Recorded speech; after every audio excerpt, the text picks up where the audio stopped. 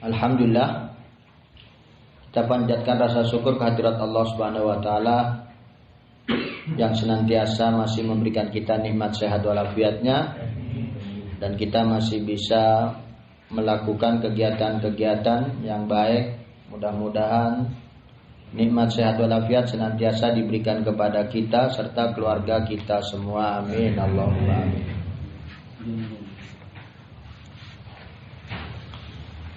Kita akan lanjutkan pembacaan kitab Nashah Diniyah, yang mana minggu yang lalu kita membaca pasal wujubul amri bil ma'ruf wan nahyi 'anil munkar, yaitu kewajiban amar ma'ruf dan nahi munkar.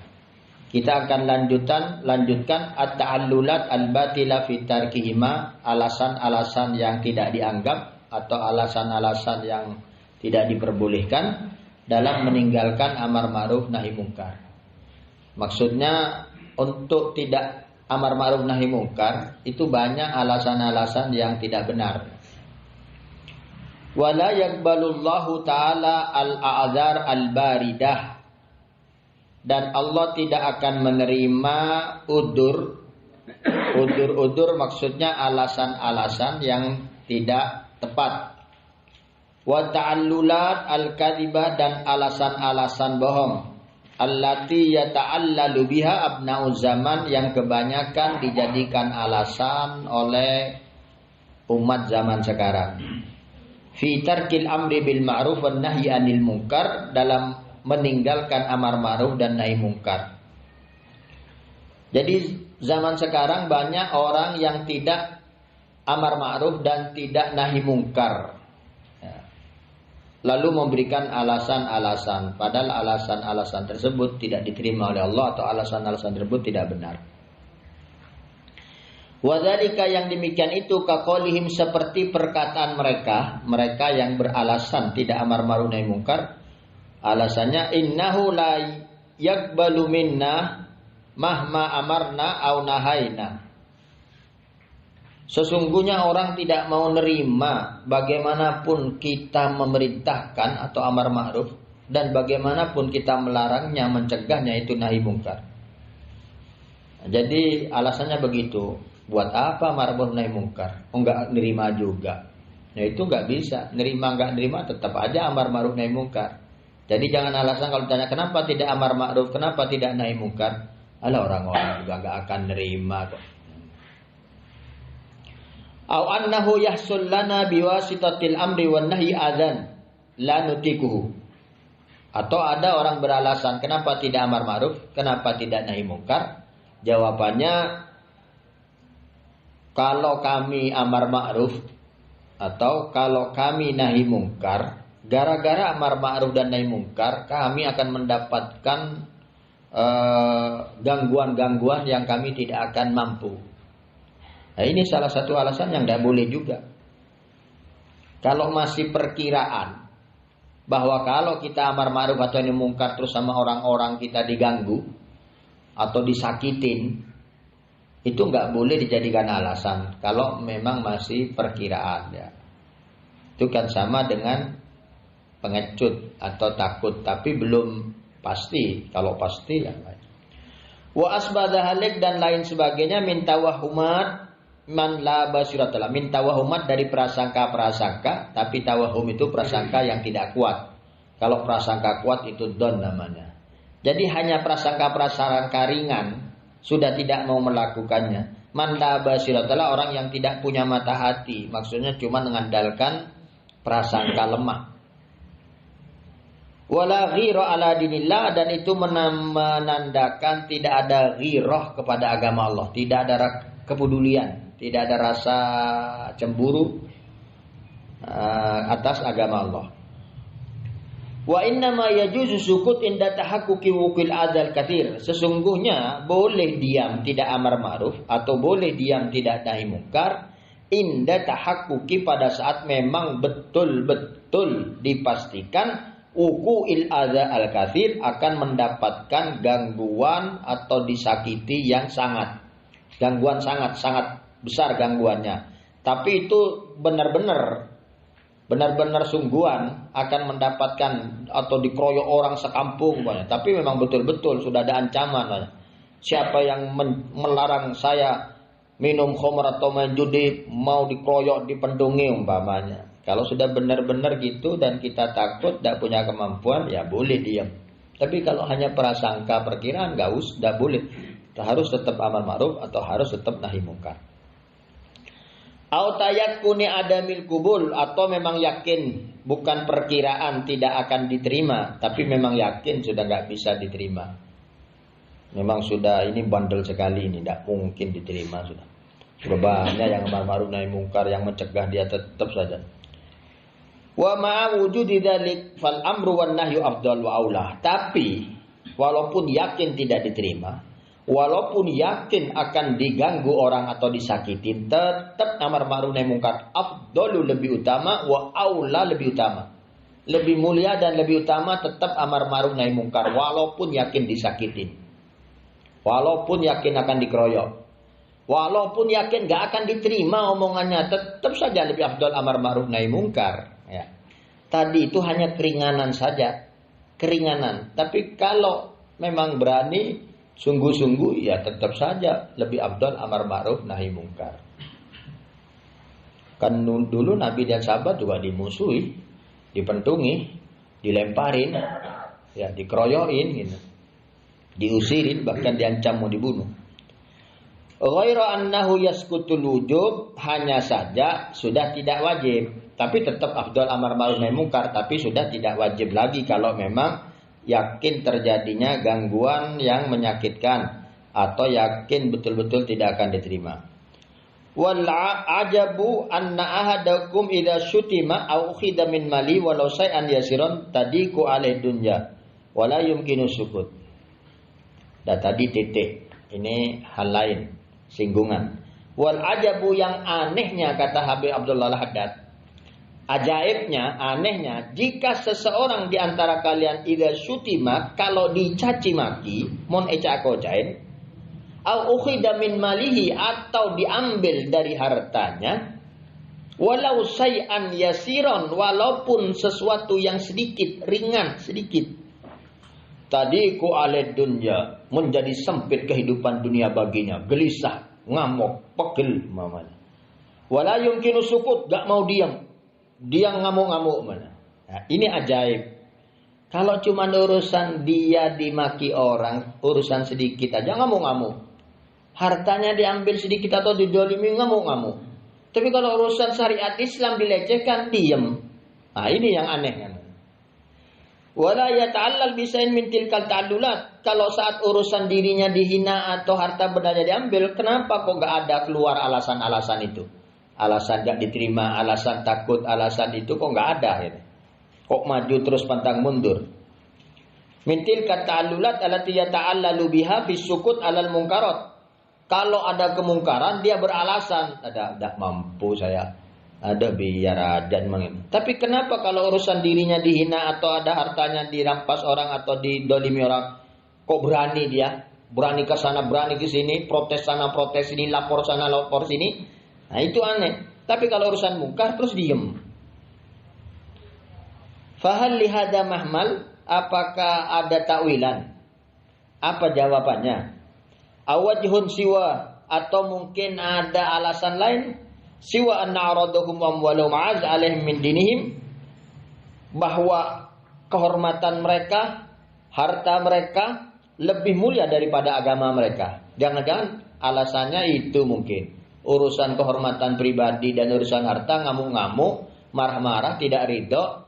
Urusan agama enggak. Jangan-jangan menurut dia agama tidak begitu penting. Jangan-jangan lebih penting urusan kehormatan dan harta bendanya. Wa idza salimna lahum annahu la yasma' minhum idza amaru aw ankaru. Jika kita pasrah, ya wis, umpamanya amar ma'ruf dan nahi mungkar tetap tidak didengarkan. Faman ladzi yahmiluhum ala mukhalati ahli munkar wa musyaratim. Tapi apa sebabnya kok mereka masih mau? Apa alasannya kok mereka mau bercampur bergaul dengan ahli mungkar? Kenapa? Kan mungkar itu enggak harus dicegah. Nggak berani cegah, tapi kenapa kok malah bergaul? Apa alasannya nanti di hadapan Allah? Waqad aujaballahu alaihim tarkahum wal i'rad ankum mahma lam yastajibu lillahi wa rasulih. Padahal peraturan dari Allah wajib ditinggal dan berpaling dari ahli mungkar. Ada ahli maksiat, ada ahli mungkar. Kalau dia bisa nahi mungkar, harus dia cegah. Berhasil gak berhasil terus tinggalkan. Kalau umpamanya gak berhasil, tinggalkan. Kalau berhasil ya berarti kemungkarannya habis, selesai. Kalau gak berhasil, tidak mau mendengarkan, ya ditinggal. Lah ini gak berani amar nahi mungkar, tapi malah ditemenin. Ini yang salah besar. Kalau gak berani nahi mungkar, mencegah kemungkaran, kemaksiatan orang, tinggalkan, jangan ditemenin. Dia akan cah. Jangan ngobrol bareng, jangan duduk bareng. Lah terus, nah ini bagaimana nanti di akhirat di hadapan Allah? Dia punya alasan tidak berani nahi mungkar, tapi kok ditemenin, kok dibarengin. Waqad sabata anna alladhi yusahidul munkarat wa la yunkiruha ma'al qudrah syarikun li ashabiha fil ismi. Padahal telah ditetapkan dalam nas syariat Islam bahwa orang yang menyaksikan atau mengetahui kemungkaran dan kemaksiatan tapi tidak dinahi, tidak dicegah, tidak dilarang, tidak dihalang-halangi, padahal dia mampu, maka syarikun, dia ikut serta li ashabiha fil ismi. Dia sama dosanya persis dengan orang-orang yang melakukan kemaksiatan dan kemungkaran. Nah, jadi pada saat kita tidak bisa nahi mungkar, itu harusnya ditinggal. Karena kalau ditemenin terus dibiarkan, maka dosanya sama, mendapatkan dosa persis dengan yang melakukan kemungkaran. Sama dengan yang melakukan perjudian, beli togel, minum-minuman, mabuk-mabukan, atau lain. Pacaran-pacaran yang diembong-embong itu sekarang nggak ada di sumber-sumber sumber taman, di sumber-sumber lah, di kali-kali. Dibiarin orang lewat biasa saja, padahal itu kemungkaran. Makanya membiarkan itu juga dosa. Jadi mendingan cari jalan lain saja kalau kita tidak bisa nahi mungkar. Cari jalan yang aman, yang mata kita tidak melihat kemungkaran. Jadi aman. Kalau melihat dan diam itu bahaya. Kadzalikal ladzi yarda biha, begitu juga orang yang meridai, yang membiarkan. Wa illam yakun hadiran indah, walaupun tidak ada bersamanya. Nah, ini beda lagi. Ini melihat, ditemenin, itu dosa. Tapi kalau dia tidak bisa nahi mungkar, dia tinggalkan, tidak. Atau sudah nahi mungkar gak berhasil, ditinggalkan, ya tidak. Nah, tapi ini ada orang tidak kumpul sebetulnya. Tempat kemaksiatannya di sini, dia jauh di desa lain. Tapi dia tahu, tapi dia juga ridha dibiarkan. Sama itu dosa. Walaupun dia tidak bersama, tidak ditemenin, tidak grup, tidak gabung. Tapi dia tahu dan diam.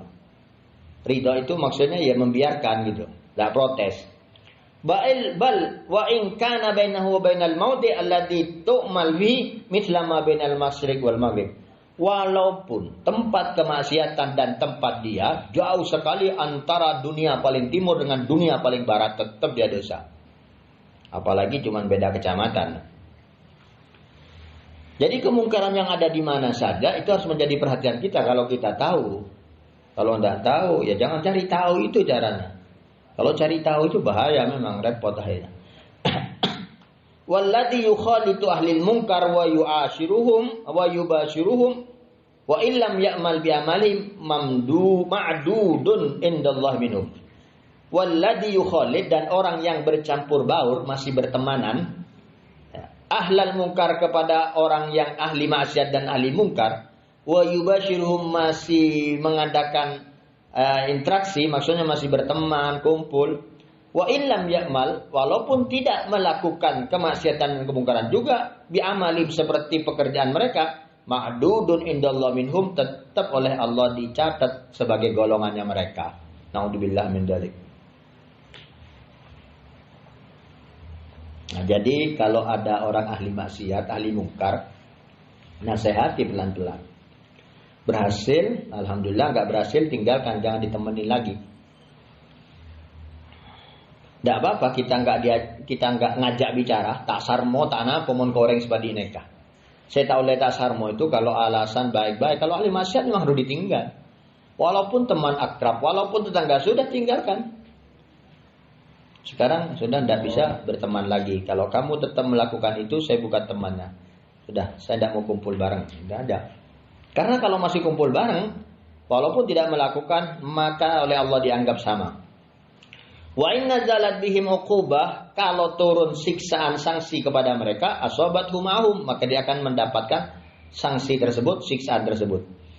Wala yanju wala yaslim illa bin nahi. Orang tidak akan selamat, tidak akan terlepas dari segala macam musibah yang akibat dari kemungkaran tadi illa bin nahi, kecuali dengan cara nahi mungkar. Kalau kita ingin selamat, kita nahi mungkar. Ya, karena kalau ada kemungkaran tidak dicegah, itu nanti akibatnya ya anak-anak kita. Generasi berikutnya akan lebih hancur lagi. Dan kalau sudah kemaksiatan itu banyak yang melakukan, maka pada suatu saat kita sudah tidak bisa, karena dianggap itu sudah lumrah. Maka kita yang dianggap aneh nanti ya. Jadi kalau ada kemungkaran kemaksiatan, mumpung masih kecil, segera dicegah, dilarang, ditiadakan. Summa bil mujanabah wal mufaraqah. Kemudian apa yang harus kita lakukan? Ya mujanabah, dijauhin orangnya, tempatnya. Wal mufaraqah, dipisahin. Maksudnya enggak temanan lagi. Lahum, kepada mereka. Illam yakbalu, kalau mereka tidak terima. Maksud setelah kita nahi mungkar, kita larang, ya kita cegah, kok tetap saja, ya jauhin sudah. Wis, enggak usah ketemu, enggak usah bertemanan. Ya, maksud nggak usah ngobrol bareng, nggak usah duduk jagongan bareng. Wa yanqadul haq, harus menyelamatkan yang hak. Kita tetap harus menjauhi mereka. Wal hubbu fillah li ahli taatihi. Ini tambahan nasihat dari Habib Abdul Haddad. Wal hubbu fillah, cinta lillahi ta'ala, li ahli taati, kepada orang yang taat kepada Allah. Senang kepada orang yang ahli ibadah. Wal bughdu fillah, membenci orang lillahi ta'ala, li ahli maksiati, karena maksiat kepada Allah. Membenci orang ahli maksiat dan mencinta ahli ibadah, min awsaqi urul iman, itu termasuk paling kuatnya ikatan iman. Jadi tanda orang ini mukmin yang kuat imannya adalah kalau mencintai siapapun yang taat kepada Allah. Jadi senangnya kepada orang karena orang itu baik. Bencinya kepada orang karena orang itu ahli maksiat, ahli mungkar. Nah, itu iman yang kuat.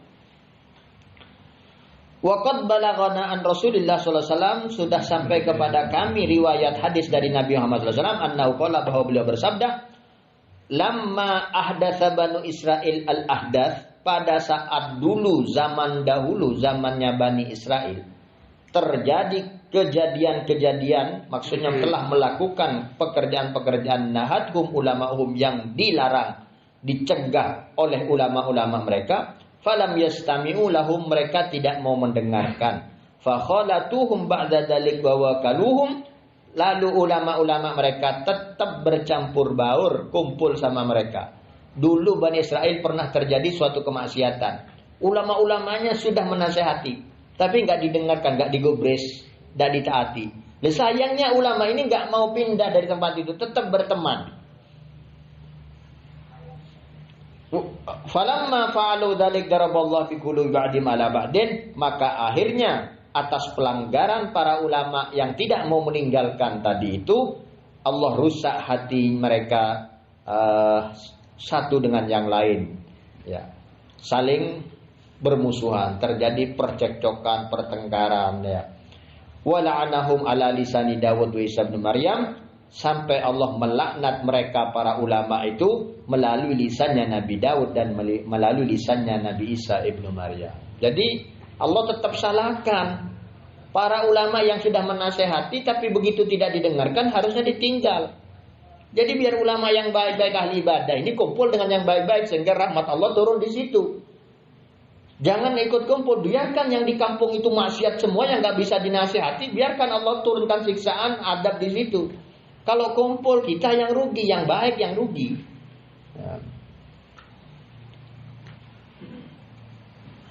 Wa fi kisah ahlil qaryah.